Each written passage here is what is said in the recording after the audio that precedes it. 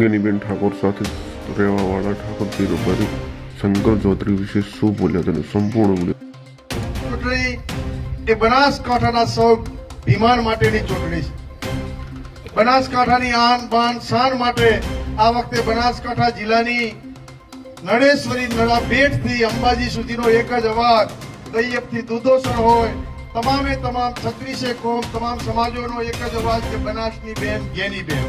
અને એટલા માટે છે, આપ સૌ જાણી રહ્યા છો, કાવા દાવાની નીતિઓ સહકારમાં જ્યાં જ્યાં મંડળીઓ હોય, ડેરીઓ હોય, એ દરેકને દબાવવાના, હેરાન કરવાના, વર્ષોથી સહકારમાં હોય એમાં પણ ભાગલા પાડી અને સહકારમાં તોડફોડ કરીને કબજા પણ બીજા લઈ લે, આ પરિસ્થિતિનું નિર્માણ થયું છે.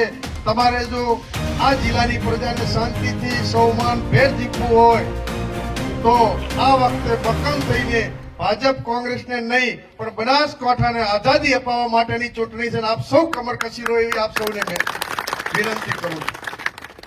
તમારા માટે આપ સૌ તો જાણતા હશો, ગેનીબેન ઘણા વર્ષોથી આ વિસ્તારમાં વાવ વિધાનસભાના ધારાસભ્ય છે, તમે રોજ જોતા હશો.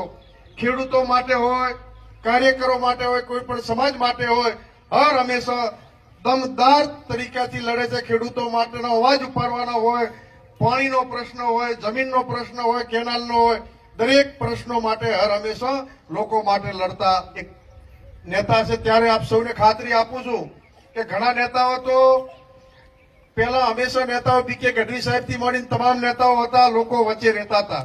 હવેના નેતાઓ ચૂંટણા પછી અમે કોણ ને તમે કોણ એવી પરિસ્થિતિ છે.